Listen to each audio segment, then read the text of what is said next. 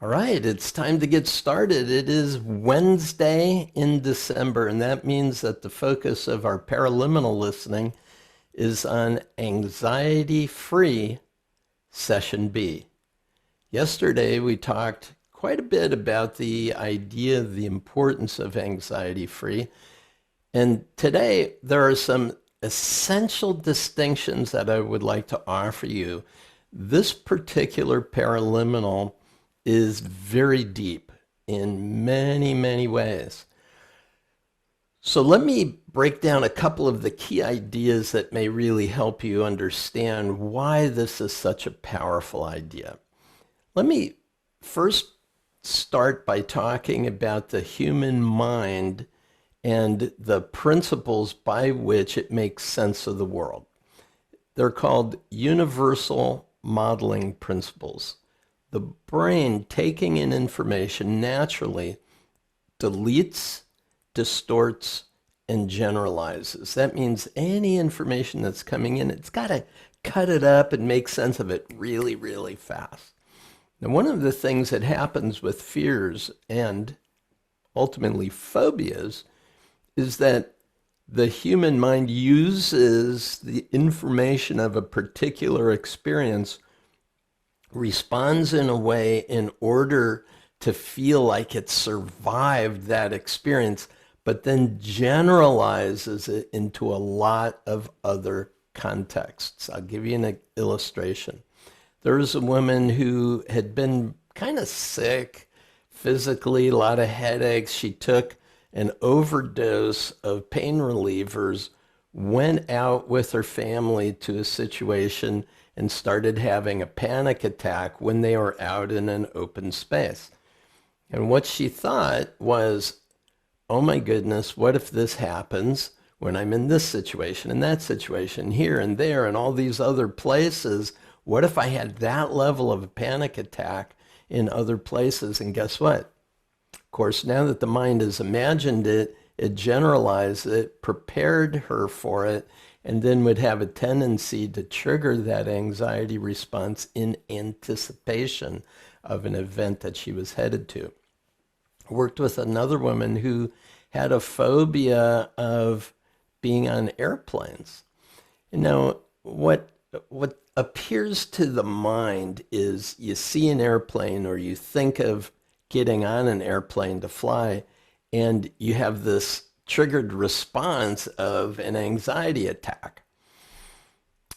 So it must have been the airplane that caused this feeling. I better not go on the airplane, otherwise that feeling will take over. I won't be able to manage myself. That's the brain generalizing.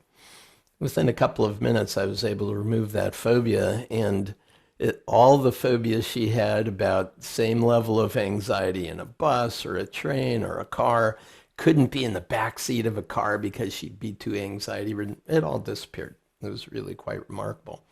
So the basic protocol behind this is, you think of the threshold of your conscious awareness, okay? Kind of a wiggly line here. There's everything that's in your conscious mind and everything that's below the threshold of your conscious awareness. Make sense? So this you're conscious of, this you're not conscious of, but it's still playing. So person sees an airplane, goes inside, remembers a situation in which they had anxiety around an airplane, gets on the airplane, has a terrible event, the whole thing spirals out of control.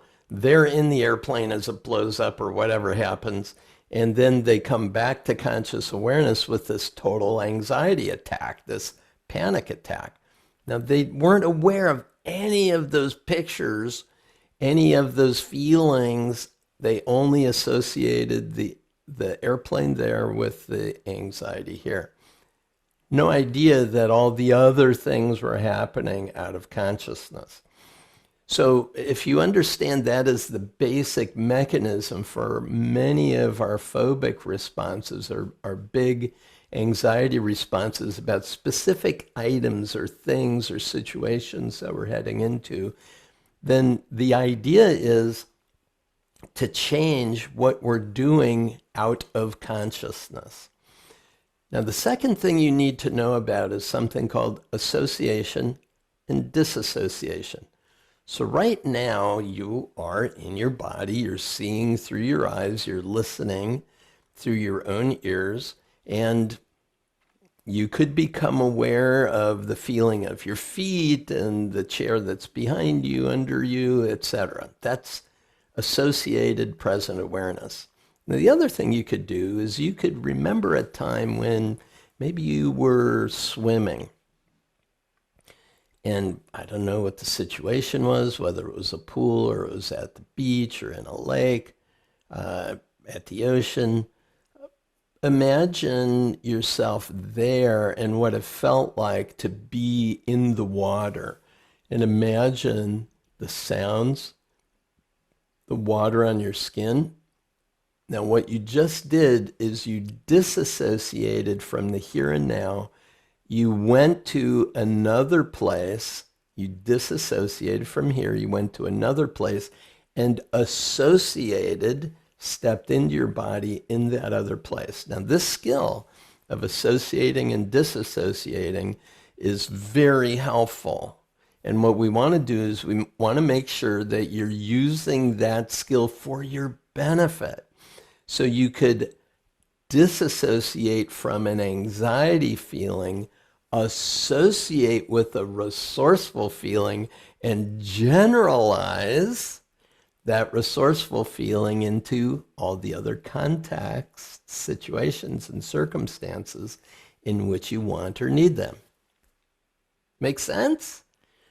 So these are powers of mind and powers that you actually have control over.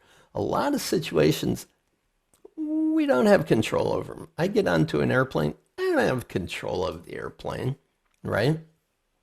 One of the things that really triggers people to have anxiety is when there's turbulence. So all of a sudden there's a boom, boom. And what happens to people? I asked someone who was sitting next to me who had an absolute terror attack. I knew I was going to help her get over that particular anxiety. I said, what do you imagine when we feel that bump? I think we just hit something. And what's the problem? Well, the wings are going to snap off. I'm a pilot, so to me that's hysterical. But the idea is there was the picture that she was playing in her mind. Until she quits playing that picture, that's going to be a problem, right? Okay, so getting in control, that's the key. Now, there's a third component of this program that's really, really helpful, and that's to create a scale. A scale in which anxiety is tolerable. So I ask you to think of a scale from 1 to 10, where 10 is completely out of control.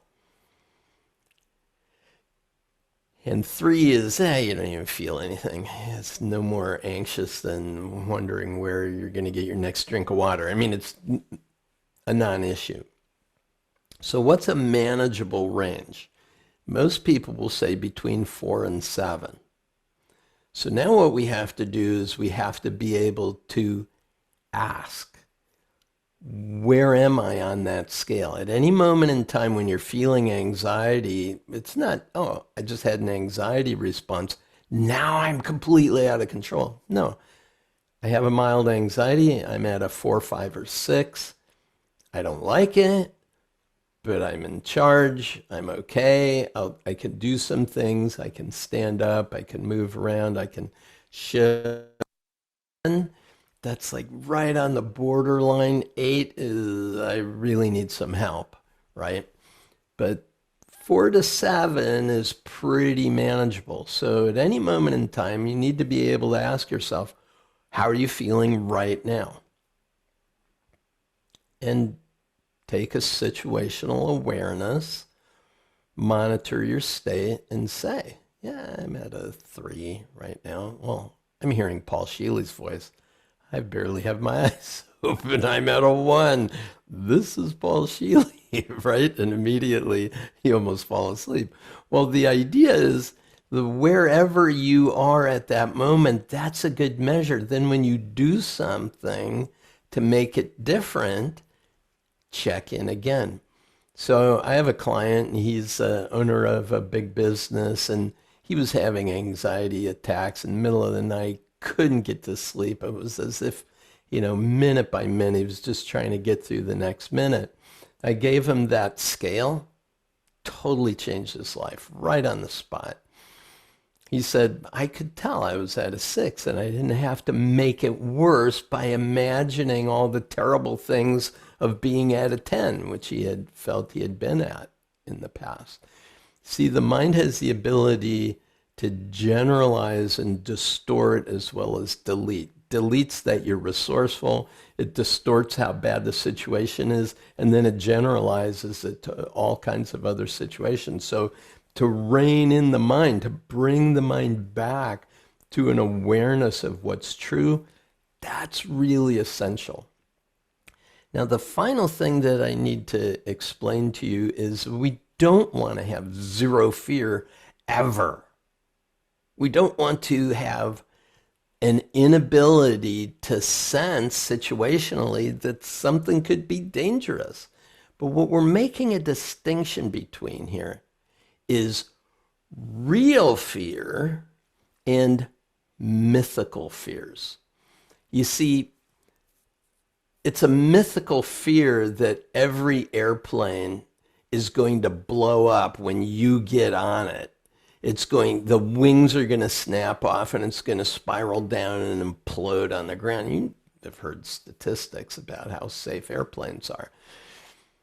However, when the Boeing Max came out and they were going down at different places in the world, I said to myself, I'm going to check what equipment Delta Airlines is going to put me on. Because if they're flying a Delta Max, I'm not interested until they work that bug out.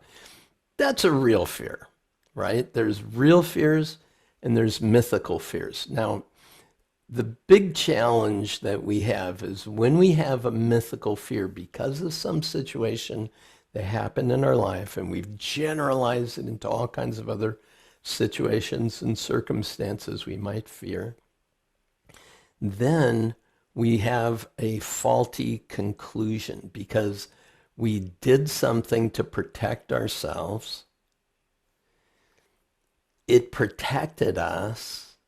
And now we conclude that that dysfunctional behavior that I did has now caused me to be in control of my life. And so the mythical fear and the faulty conclusion work together to perpetuate this generalization. I know this is kind of deep stuff. I just want you to understand the reason that we're not eliminating all fears is because fears that are real, like don't crawl under that car with the jack on it unless there are some things to hold the car in case the jack lets loose. I mean, these are some things that just make sense that you're going to take care of. I worked with a person who had a phobia of dentists because someone told him how terrible it was when he had dental surgery. So he just generalized it, made sure he never went to a dentist for 30 years. Can you imagine what a mess that was? Well, yeah, the idea is that there are real fears that you should be able to say, yeah, I'm going to run the scenarios of what might happen under these conditions. Am I safe enough to proceed? And you make the determine, yes, you're safe, or no, you're not. I met a woman who was on a tower in Sydney, Australia. We were on the Sydney Bridge, and my wife and I were looking around. This one woman was standing way back against the inside wall, unable to look over the top because she felt if she got to the edge, she'd be so out of control. She would feel like she would fall over the edge. And I gave her a brief lesson. It was about a minute and a half. And we came back around, and there she was standing up, looking over. She said, that was amazing. It really works. So anyway, all of this wisdom, all of this background, All of this capability is built in to anxiety-free session B. So you'll learn to create a scale. You'll learn to have a situational awareness to determine what's true.